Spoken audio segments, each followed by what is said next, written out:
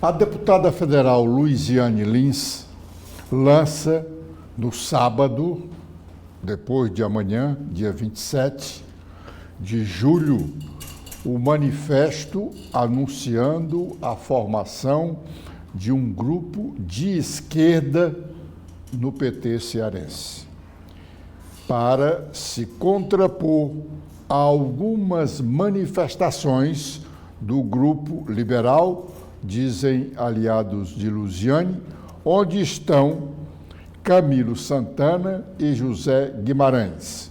Hoje, os dois principais adversários dela no PT. Aliás, ela é mais do que adversária deles. Ela é inimiga pessoal deles e quer derrotá-los.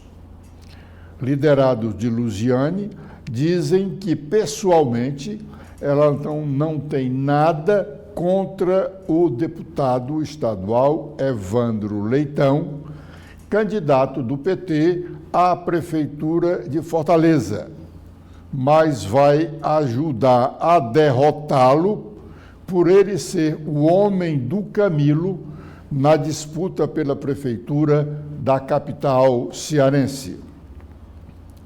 Para José Guimarães, ela prepara um movimento para não permitir que ele seja candidato ao Senado em 2026. Um sonho que ele alimenta há anos. Mas, se não for possível impedir a candidatura dele, ela também vai ser candidata ao Senado. Nas eleições de 2026, cada estado brasileiro elegerá 2 senadores e cada partido, então, pode apresentar 2 candidatos. O problema é que o PT já tem compromisso com uns 4 políticos cearenses para apoiá-los como candidato ao Senado. 2 deles são conhecidíssimos, os mais citados, Chiquinho Feitosa, do Republicanos, e Eunício Oliveira, do MDB. Esse posicionamento de Luiziane vai realmente dar uma animação à disputa pela Prefeitura de Fortaleza, embora ela esteja muito empenhada na campanha municipal de Caucaia, por conta da candidatura do seu amigo irmão Valdemir Catânio. Mas o desejo dela de derrotar Camilo Santana vai fazer com que ela tenha alguma movimentação na disputa pela Prefeitura de Fortaleza. O resultado das eleições municipais deste ano, sobretudo a de Fortaleza, o resultado da de Fortaleza, vai dar um norte para o PT nos próximos anos. E se Luiziane conseguir ajudar a eleger o Catânio lá em Caucaia, aí é que ela fica realmente fortalecida. E preocupados devem continuar Camilo Santana e José Guimarães. Camilo Santana já tem um lugar em saindo do PT, o que é muito difícil. Ele não saiu nem do PT nem quando o Lula estava preso, e que ele dizia ou disse várias vezes que o PT precisaria fazer uma meia-culpa. Ele não saiu naquele momento, agora que não vai sair. Mas está lá o PSB, hoje mais do Cid Gomes do que propriamente dele, mas poderá ser um abrigo para ele. O PSD cearense vai fazer sua convenção municipal para homologar sua chapa de candidatos à Câmara Municipal de Fortaleza no próximo sábado. o partido quer apoiar a candidatura de Evandro Leitão à prefeitura da capital. Mas tem alguns filiados da agremiação que querem lançar candidato próprio. No dia 27, no próximo sábado, sem qualquer sinalização de que o partido poderá indicar um nome para ser candidato a vice-prefeito na chapa de Evandro Leitão, a convenção vai ocorrer, inclusive com a presença do presidente nacional, o Kassab. Quem está anunciando isso é a própria direção estadual do PSD. Sem essa sinalização, sem dúvida de que o partido poderá indicar o candidato a vice de Evandro, sem dúvida a convenção será um pouco fria. Nós já dissemos aqui que é muito difícil de o PSD ter a oportunidade de indicar o vice ou a vice na chapa de Evandro Leitão.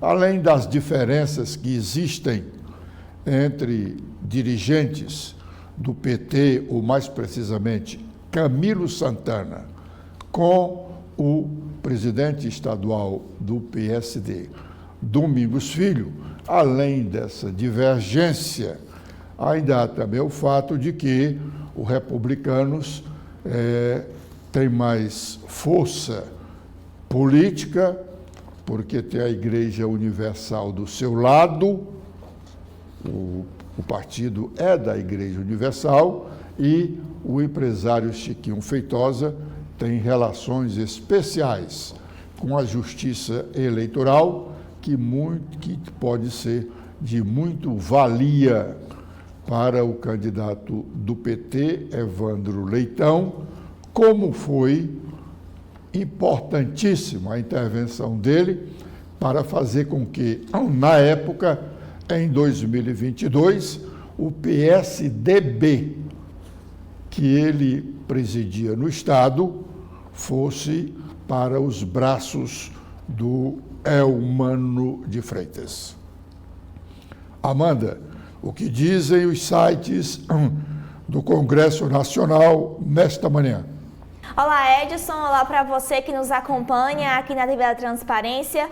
Os destaques aqui no site principal, aqui na página principal do Senado, é sobre o avanço aí da pauta feminina que avançou lá na casa durante esse primeiro semestre. Aqui em destaque na foto, algumas senadoras que debatem sobre essa questão, e a matéria conta que o primeiro semestre no Senado foi marcado por uma intensa mobilização da bancada feminina e pela análise de projetos voltados à defesa do direito das mulheres. No plenário e nas comissões técnicas, as senadoras aprovaram propostas de enfrentamento à violência e também sobre a redução das desigualdades, entre outros temas. Aqui, a matéria do Senado destaca alguns desses projetos. Um dos projetos que foi aprovado nesse primeiro semestre no Senado e que já virou lei, garante uma prioridade à mulher vítima de violência doméstica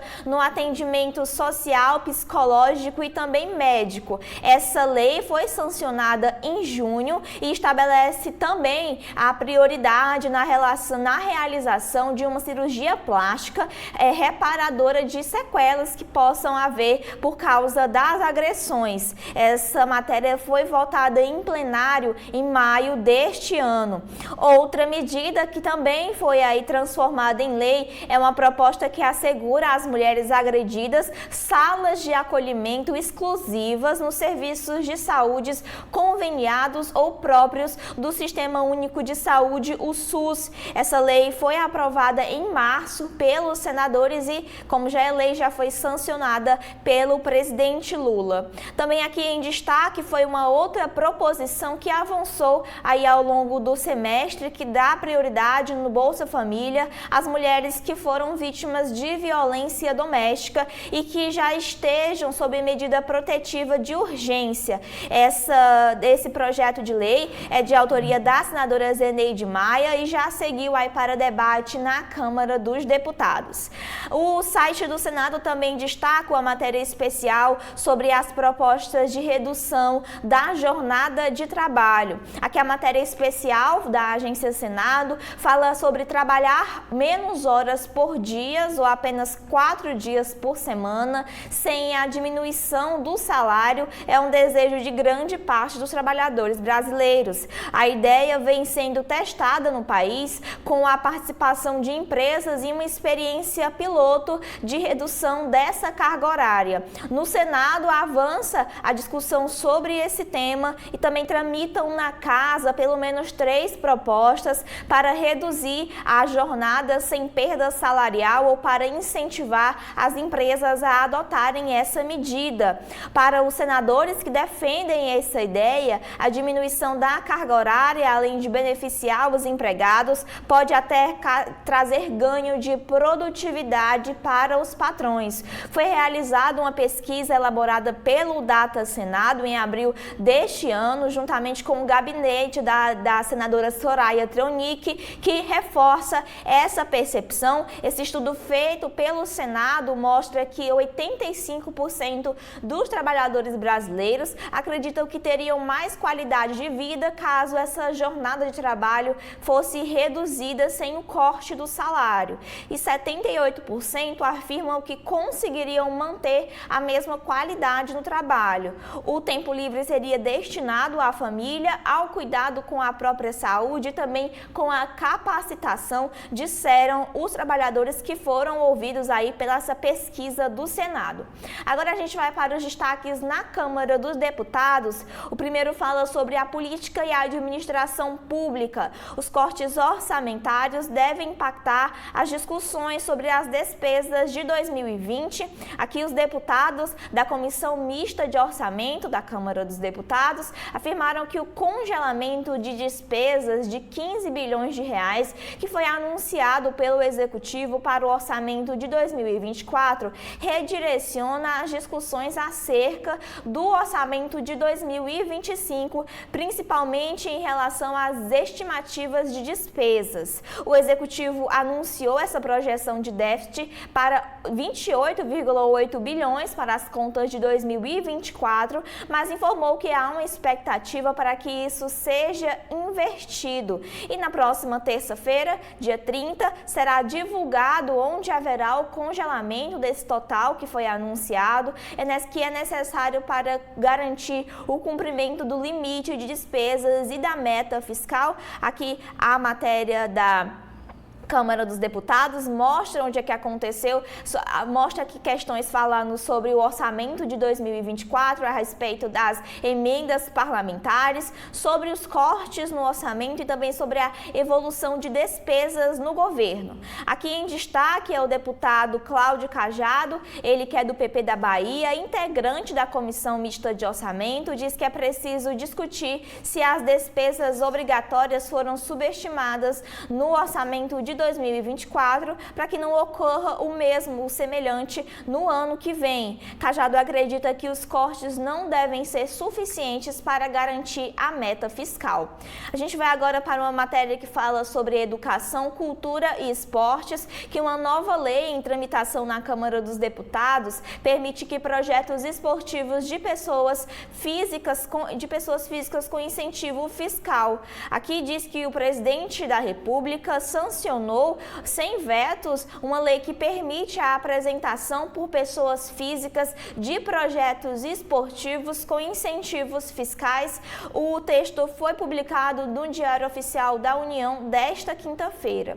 Outro destaque é na área dos direitos humanos, que um projeto assegura a distribuição de absorventes femininos em pelo menos um local por município. Essa proposta que está em análise na Câmara dos Deputados Deputados insere a medida na lei que instituiu o Programa de Proteção e Promoção da Saúde Menstrual. Hoje, a lei já determina que o programa seja implementado de maneira integrada entre todos os entes federativos. Aí, a gente vai agora para a área de política e administração pública, porque a gente vai falar de um projeto que exige a avaliação de língua portuguesa em todas as fases de concursos federais. Esse projeto, que é do deputado Luiz Felipe de Orleans e Bragança, do PL, ele exige que exista uma cobertura de conhecimentos de língua portuguesa em todas as áreas de concursos públicos para a administração federal. Pelo texto proposto por ele, a exigência valerá para todas as fases das provas objetivas e discursivas dos concursos, valendo inclusive para as provas de ingresso nas empresas públicas e sociedades de economia mista. A banca examinadora, nos termos definidos do edital do concurso, definirá a forma e o conteúdo da avaliação. São esses aqui os destaques que a gente tem no Congresso Nacional. A eleição dos novos dirigentes do Congresso Nacional, da Câmara dos Deputados e do Senado Federal, essas eleições só acontecerão em fevereiro, no início de fevereiro, quando começa o novo ano legislativo. Nós ainda temos todo um segundo semestre deste ano, mas a disputa já está bem avançada, né? A disputa está em ebulição, tanto na Câmara como no Senado. No Senado, até bem pouco, estava aparentemente tudo muito tranquilo com relação à eleição do senador Davi Alcolumbre. Ele quer voltar novamente à presidência do Congresso Nacional e estava mais ou menos tudo acertado. Ele já teria um bom número de apoio para tanto. Acontece que nos últimos dias surgiu um movimento da bancada feminina querendo disputar a presidência do Senado da República. E esse movimento vem ganhando corpo. Até aqui, ninguém acredita que Davi Alcolumbre venha a ser derrotado, mas o movimento está criando musculatura.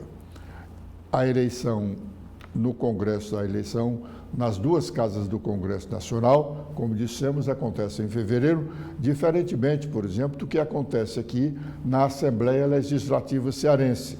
A eleição da nova mesa diretora da Assembleia acontece antes do dia 15 de dezembro. Acontece no mês de dezembro, antes do dia 15 de dezembro, consequentemente, antes do encerramento deste ano legislativo. É que o regimento da Casa diz que, para o segundo período da legislatura, a legislatura é dividida em dois períodos, os 2 primeiros anos e os 2 últimos anos. O regimento diz que, para os 2 últimos anos, a eleição da mesa ocorrerá até o dia 15 de dezembro do ano anterior, embora a posse dos novos dirigentes do Legislativo Estadual só aconteça em fevereiro, no início do ano legislativo. O deputado Sargento Reginaldo está praticamente certo como candidato a vice-prefeito na chapa do capitão Wagner, a não ser que o PL desista de ter candidato próprio, o que agora, digo novamente, é muito improvável, embora em política nós tenhamos que estar preparado para situações que são alteradas de um momento para o outro. Mas a preço de agora, a candidatura do deputado federal André Fernandes está mantida, como também está firme a postulação do senador Eduardo Girão. A chapa do capitão Wagner, representando o União Brasil, assim será pura. Dois candidatos a prefeito assinados pelo site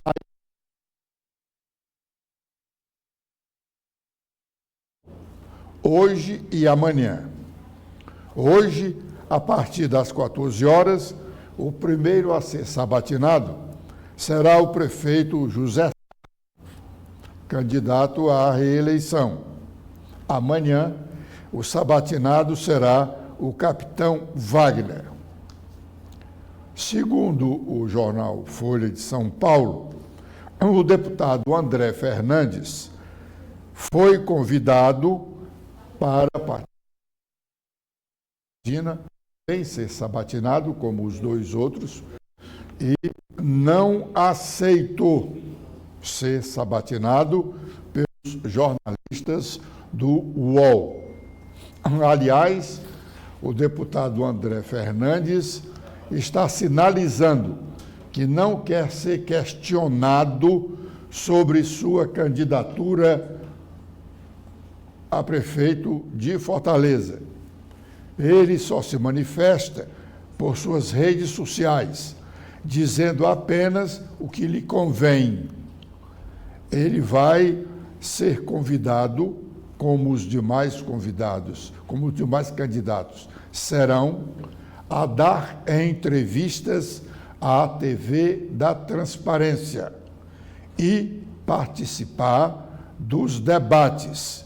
Se não vier, não deixaremos de cumprir a nossa programação e de criticar as suas propostas, se as apresentar. Um detalhe nesse projeto do UOL é a não inclusão do nome do deputado estadual Evandro Leitão na relação dos candidatos a prefeitos de Fortaleza sabatinados pelo UOL. O UOL não diz qual critério que adotou para deixar de fora o candidato Evandro Leitão. O que dizem os sites UOL, do Estadão e do Globo, Amanda?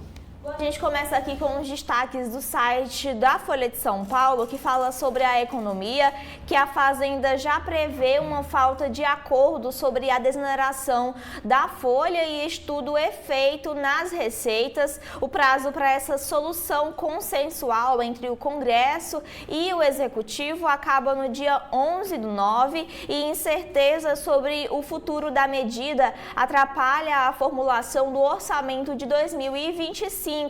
Aqui também em destaque uma fala do ministro da Fazenda, Fernando Haddad. Ele disse que quem não paga imposto tem que voltar a pagar ou a gente não equilibra as contas. Também em destaque aqui no site da Folha de São Paulo são os editoriais, o que a Folha pensa sobre a polarização que cria um falso juízo sobre os evangélicos e também a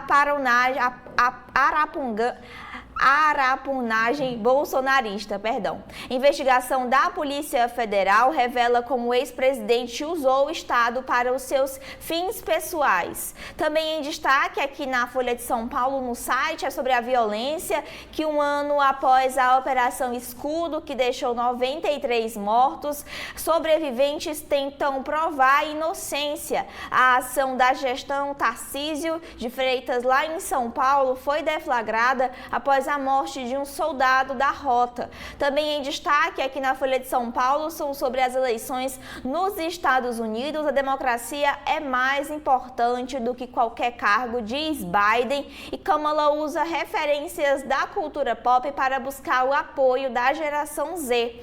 Também em destaque aqui na Folha de São Paulo é a participação do pré-candidato e prefeito de Fortaleza, José Sarto, que vai participar da sabatina hoje às 14 horas. trabalhadoras. E aqui também em destaque é na área da economia, sobre a inflação, que o IPCA 15 desacelera para 0,30%, mas fica acima das expectativas. E aqui também em destaque as principais notícias sobre as eleições na Venezuela. Antigo coração industrial da Venezuela simboliza fracasso econômico do regime chavista. Também agora, ainda falando da área internacional, em Portugal, uma cidade do país libera avós de emprego por um mês para cuidarem de seus novos netos. Nas eleições de 2024, Tereza Cristina, após Bolsonaro implodir sua aliança. Cada um escolhe com quem anda. E também em destaque sobre as eleições é que o PT não terá um nome em Curitiba pela primeira vez desde a redemocratização. Outro destaque é na área jurídica, que Luciano Hang é condenado pela justiça por chamar arquiteto de esquerdopata e vai recorrer. E também em destaque na justiça é que o ministro Alexandre de Moraes autoriza a Polícia Federal a investigar Carla Zambelli sobre tentativa de golpe. E por fim, aqui em destaque na área da cultura, Chico Buarque disfarça sua memória de ficção à la Fellini no novo livro. A gente vai agora para os destaques no Estadão. A principal manchete aqui do site é na área de negócios, Polishop, Conteminas e OEC, o que fez as recuperações judiciais baterem recorde no primeiro semestre. Interromper a tendência de endividamento das empresas depende do corte da inflação e do câmbio, também da queda de juros e da geração de empregos, diz um economista. Ainda em destaque é na série Insegurança Pública, sobre a cúpula do crime. Mafioso italiano que se escondeu no Tatuapé, em São Paulo, delata os segredos do PCC e do Comando Vermelho na Europa. Ainda em destaque aqui na página do Estadão é sobre o Oriente Médio, uma opinião de Thomas Friedman. Ele diz por que Netanyahu é um líder pequeno em um momento histórico para Israel e os Estados Unidos. O presidente de Israel, Benjamin Netanyahu, visita os Estados Unidos em um momento polarizado e tenta ganhar mais apoio para Israel. E ele também defendeu a conduta de Israel na faixa de Gaza e agradece a aliança com o Congresso dos Estados Unidos. Aqui também em destaque no Estadão é na área de saúde mental. Parece TDAH, mas não é. Conheça as condições que se confundem com os transtornos. Especialistas listam doenças e hábitos que podem levar a um diagnóstico errado do distúrbio do neurodesenvolvimento. E agora a gente vai para os destaques no site do Globo. O primeiro destaque no site é sobre o G20 no Brasil. Transferência de renda não é o suficiente para acabar com a fome. Especialistas dizem o que falta. Inflação de alimentos e a falta do apoio à agricultura familiar também afetam o consumo da população. Ainda na área de alimentos, Mira Leitão escreve que o preço dos alimentos recuam depois de 8 meses consecutivos de alta. Isso porque o IPCA desacelerou em comparação ao mês e também mais em 2 meses o fenômeno é inverso. E não foge do combinado, deputados desistem de congelar emendas após o anúncio do bloqueio de 15 bilhões pelo governo federal. Na área internacional, sobre as eleições na Venezuela, auxiliares prevêem a articulação de Lula caso Maduro não reconheça os resultados das eleições. Também em destaque, só alto escalão. Zema inclui um aumento de 300% para si mesmo em um plano que veta reajustes. Também aqui os argumentos da Procuradoria-Geral da República, que se manifesta contra pedido de Bolsonaro para o acesso à íntegra da delação de Mauro Cid. Sobre o caso Americanas, o Conselho aprova hoje uma injeção de até 23 bilhões para o trio de bilionários. Também aqui na área da justiça é que Luciano Hang é condenado à prisão. Ele disse que tive que ficar de cama. Quem disse isso foi o arquiteto que foi chamado pelo dono da Havan de esquerdopata, mas o empresário vai recorrer. São esses aqui os destaques que a gente tem pelos principais sites do Brasil. No Ceará, um candidato a prefeito já pediu à Justiça Eleitoral o registro de sua candidatura.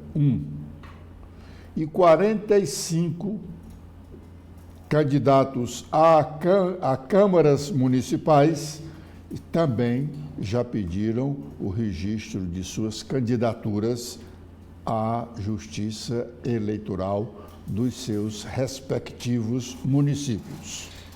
No Brasil, já pediram registro 103 candidatos a prefeito e igual número de candidatos a vice-prefeito, além de 2.375 candidatos às câmaras municipais. Esses números estão no Divulga-Cand do Tribunal Superior Eleitoral. Em Fortaleza, só na próxima semana, candidatos já poderão começar a pedir registro de suas candidaturas, pois as primeiras convenções em Fortaleza acontecem neste próximo fim de semana. Os candidatos ou os partidos só podem pedir registro de candidaturas após a homologação nas convenções partidárias, embora isso seja pro forma, porque as convenções só registram a ata, não há nenhum debate sobre candidatura, sobre composição de chapas, o que resulta de os próprios candidatos não conhecerem todos os seus concorrentes dentro da agremiação. Vejamos o exemplo do caso dos 4 deputados estaduais do PL que tiveram seus mandatos cassados porque o partido não cumpriu a lei de cotas e ainda apresentou candidatas fictícias. Se a convenção do partido cumprisse realmente o que diz a legislação, escolher os candidatos da agremiação, homologar os seus nomes para que eles venham a ser registrados na Justiça Eleitoral, não teria acontecido essa situação dos 4 deputados estaduais cujos mandatos estão cassados, embora eles ainda aguardem o julgamento de um recurso no Tribunal Superior Eleitoral. Com esta informação, nós estamos encerrando a nossa participação de hoje neste primeiro bloco de notícias, convidando-os a continuarem conosco aqui na TV da Transparência, porque já já teremos novas informações. Obrigado.